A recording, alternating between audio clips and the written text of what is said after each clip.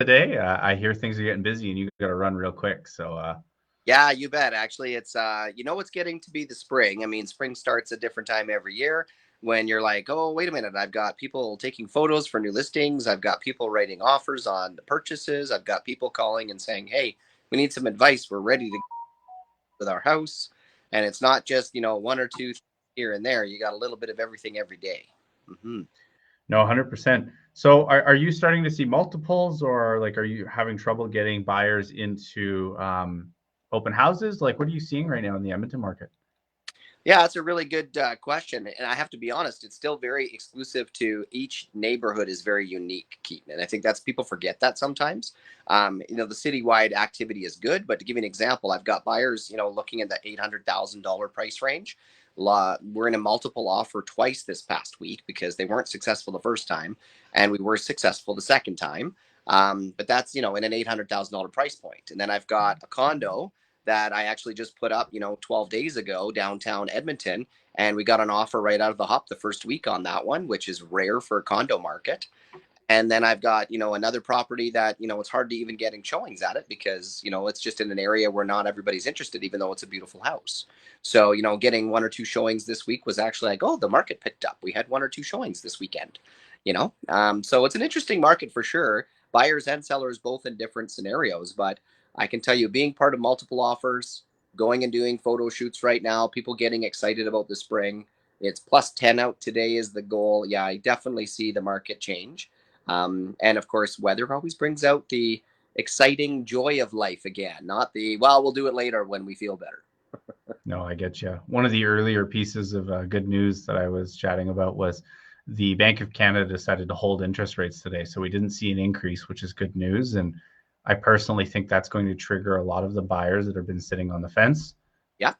Rates are starting to stabilize. They've dropped a little bit on the fixed rate side. I think we're going to see Mhm. a time to buckle up. Do you have any tips for anyone that's looking to either sell? Maybe we'll break this down. If someone's looking to sell tomorrow, what would your advice be in the Edmonton market? And if someone's looking to buy, what suggestions would you give them?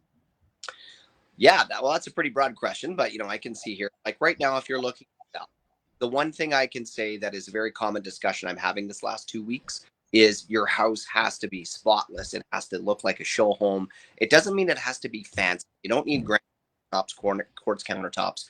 It's not that necessarily the finishing that people are looking for, even though that helps. They're a well cared for home. When someone comes into a home right now, and my buyers were really susceptible to that, noticing that this week, is going into a home and it just looking like an old rental. It's all tired and worn out. Doors don't open. It's dust bunnies everywhere. It just doesn't feel that like buy this house. So people go, maybe if it's still here next week, we'll come back. They're not excited about it. And then, of course, we go into another house and it's beautiful. Looks like a show home and not necessarily the renovation style that everybody would like, but it looked meticulous, spotless. And oh, surprise, surprise, they have 4 offers on the table. So I think as a buyer, as a seller, the one thing you want to consider in this market, even though the market might be good for you or not good for you, your only thing that you can control is the quality of the home that you're presenting to people and really pay that attention. It might take you 2 or 3 days more to get your house ready for sale, but people really feel that I want this house emotion when they walk into a spotless home. So that's on the So it seller. sounds like professional cleaners can be one of the best investments a homeowner can make if they're going to list. Absolutely. You know what? Everybody has a different level of detail. So the one thing you can say is if you're a professional, quality, attentive to detail, you can do it yourself. But at the end of the day, when you pay someone to do it and there's a professional expectation, then at least you know that it doesn't matter what your expectation is. At least a professional coming in and doing that has given you the expectation that the buyers will likely at least be satisfied with it, right? Now, Awesome. buyers. So buyers, of course, everybody wants to buy tired properties and for the best price. So they're like, oh, the property is really nice if you're buying your own home, and it's got to look meticulous and it's got to look nicely finished. But I've had a flurry this last 10 days here that I can honestly tell you, Keaton, where everybody's like, I want the ugliest, oldest house you can find, because right now I hear there's some good deals if you want to buy somebody else's house that they can't do the work. So I fielded quite a few consultations this week and or out looking at homes.